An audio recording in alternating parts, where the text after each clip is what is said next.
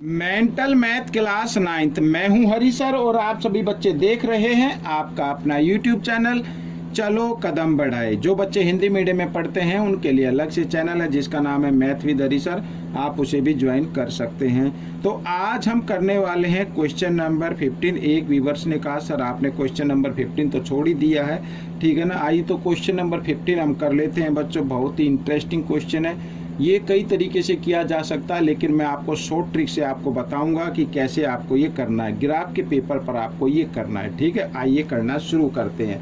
तो बच्चों ये रहा, जैसा कि आप देख पा रहे हैं क्वेश्चन नंबर मैंने यहाँ पर लिखा हुआ है, ठीक है। ये 15 रहा क्वेश्चन नंबर 15 और इसको इस ग्राफ के ऊपर हम करेंगे। थोड़ा सा इसको जूम आउट कर लेते हैं, ठीक है।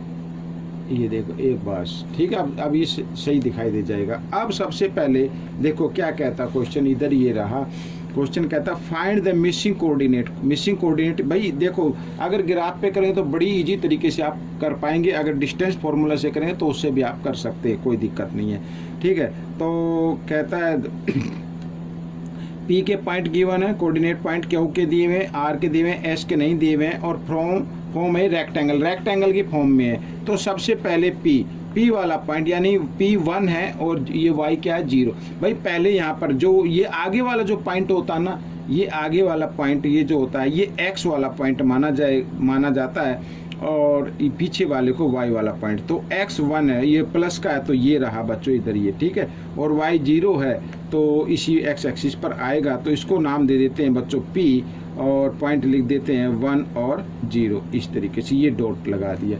अब क्यू का पॉइंट है, ठीक है। आगे वाला पॉइंट ये 5 पे ये रहा और y 0 है तो यहाँ पर ये आ जाएगा, तो इसको नाम दे देते हैं क्यू और इसके पॉइंट आ गए बच्चों 5 और 0, ठीक है। फिर है r वाला पॉइंट है, फिर ये 5 गिवन है और s ये, ठीक है। r का जो पॉइंट है वो पहला x वाला पॉइंट है वो है 5 और फिर y वाला पॉइंट है वो है 2, तो ये रहा 2 इधर ये, ठीक है। ये वाला रहा तो इसको दे देते हैं बच्चों r और पॉइंट है 5 और 2, ठीक है। पहले x वाला पॉइंट होता है, बस इतना ध्यान रखना है, और फिर s वाला पॉइंट XY, ठीक है। x अब क्योंकि इसमें कहा ये रेक्टेंगल के फॉर्म में है तो रेक्टेंगल बनाते हैं बच्चों। ये रेक्टेंगल बन जाएगी बिल्कुल, क्योंकि opposite sides are parallel of rectangle, तो ये आ जाएगी, ठीक है। यहाँ पर आएंगे बच्चों s का पॉइंट आएगा वो XY इधर है। पहला क्या लिखना है, x वाला पॉइंट लिखना है। तो x का पॉइंट कितना रहेगा 1 रहेगा बच्चों, और y का क्या रहेगा, y का रहेगा 2। तो बच्चों ये पर ये पॉइंट x और y के जो पॉइंट रहेंगे वो 1 और 2 रहने वाले हैं, ठीक है। तो इस तरीके से ये क्वेश्चन आपका सोल्व हो गया। ऐसे आप मिसिंग जो है कोऑर्डिनेट पॉइंट वो आप फाइंड आउट कर सकते हैं। एक बार फिर सुन लीजिए कि पहले यहाँ पर ये जो यहाँ पर ये लगा, क्योंकि रेक्टेंगल के अपोजिट साइड क्या होती हैं, इक्वल होती हैं। तो ये साइड इक्वल होगी इस साइड के, तो हमने इसको रेक्टेंगल बना दिया है बिल्कुल ठीक तरीके से। ग्राफ पे बनाएंगे तो अच्छे रहेगा। और यहाँ पर जो पहला पॉइंट रहेगा, क्योंकि ये है 1 और फिर ऊपर जाके देखा तो ये 2 पर जा रही है, तो पहला x वाला पॉइंट मान लिखना है और बाद में y वाला पॉइंट लिखना। तो ये क्वेश्चन आपका सोल्व हो गया, ठीक है। अब करेंगे क्वेश्चन नंबर 15 का सेकंड पार्ट। ये रहा सेकंड पार्ट, ठीक है। तो सेकंड पार्ट कर लेते हैं बच्चों।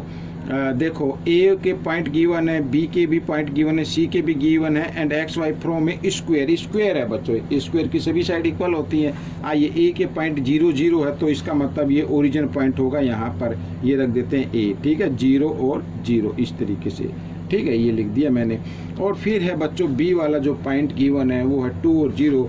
पहले क्या आएगा, स्क्वायर x वाला पॉइंट आएगा, तो ये बन गया बच्चों a और ये बन गया b, और पहला पॉइंट x का होता है और दूसरा y का होता है। तो इस तरीके से आपको लिखना है। c का है 2 2, तो c का ये 1 यहाँ पे ये आ गया, 1 और 2 यहाँ पे आ जाएगा। c का 2 2 हो गया ना, तो भाई x का पॉइंट है ये x का 2 और y का भी 2, तो x का 2 ये रहा, y का 2 ये रहा, तो ये हो गया c, ठीक है। यहाँ पे लिख देते 2 और 2।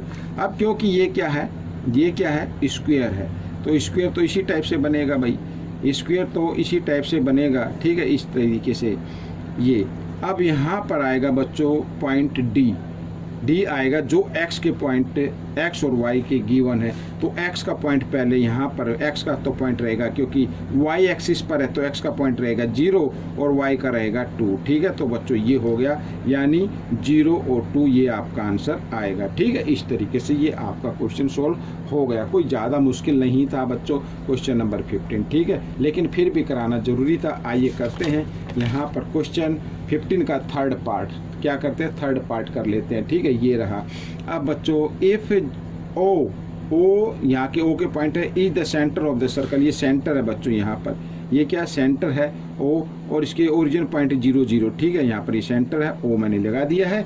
अब देखो एंड पॉइंट ए का 0 और 4। ठीक है, 0 और 4 यानी पहला x वाला पॉइंट रहेगा तो 0 तो इधर ही रहेगा, और दूसरा पॉइंट है y का ये। ठीक है, तो 4 पे है, 1 2 3 4 यहाँ पर आएगा, इसका नाम दे देते हैं हम a। ठीक है, ये a दे दिया। और b का अब यहाँ पर देखो -4, तो ये और दूसरा पॉइंट है 0, तो y का तो 0 इधर रहेगा और -4 ये रहा, इस तरीके से। ठीक है, ये आ गया b वाला पॉइंट, और क्या रहेगा -4 और 0। ठीक है, इस तरीके से। c का पॉइंट 0 और -4। अब c का जो पॉइंट है वो ये रहा x वाला पॉइंट, और क्या है -4, यानी -4 इधर आ जाएगा। ठीक है, ये आ गया इधर, ये आ गया बच्चों y वाला पॉइंट यानी c वाला पॉइंट c। ठीक है, 0 और -4। ठीक है, अब d का पॉइंट, क्योंकि ये क्या है सर्कल है, क्या है ये सर्कल है। अब बच्चों देखो सर्कल के मैं आपको एक बात बताऊं, जो डायमीटर होते हैं, ठीक है, वो क्या होते हैं इक्वल होते हैं। रेडियस भी क्या होती है, इक्वल होती है सर्कल के अंदर। अगर ये सर्कल है तो रेडियस भी क्या होगी, इक्वल होगी। तो इसका मतलब यहाँ पर यहाँ से यहाँ तक ये रेडियस काउंट होगी, यहाँ से यहाँ तक यानी ओ से लेके ए तक काउंट होगी, और ओ से सी तक ये काउंट होगी, ओ से बी तक काउंट होगी, ओ से इधर ये डी तक भी क्या होगी, रेडियस होगी। अब यहाँ पर ये देख रहे हैं आप, पहला पॉइंट जो रहेगा वो रहेगा, क्योंकि इधर ये 1 2 3 4 यूनिट है, तो यहाँ पर ये रहेगा बच्चों डी वाला पॉइंट, यानी 4 पर रहेगा, क्योंकि पहला पॉइंट x का होता है, दूसरा पॉइंट क्योंकि x एक्सिस पर है तो दूसरा पॉइंट 0 का रहेगा। तो बच्चों जो d के जो पॉइंट रहेंगे वो रहेंगे बच्चों क्या, 4 और 0। ये आपका आंसर बन जाएगा। तो इस तरीके से अगर आप इसको ग्राफ पे करते हैं तो बड़ा ईजी हो जाएगा। अगर आप चाहते हैं कि इसका हम सर्कल बनाएं तो सर्कल भी आप बना सकते हैं। जो आपका वो कैंपास होता है उसको इधर रखना है, पेंसिल इधर रखनी है, और उसको इस तरीके से घुमा देना है। ठीक है, तो इस तरीके से सर्कल बनाना जरूरी नहीं है, बनाना चाहो बना सकते हो, लेकिन हमें तो डी का पॉइंट निकालना, तो डी के पॉइंट आ गए हैं इस तरीके से। ठीक है, तो बच्चों ये वीडियो कंप्लीट हो गई है। आपको ये वीडियो कैसी लगी मुझे ज़रूर बताना।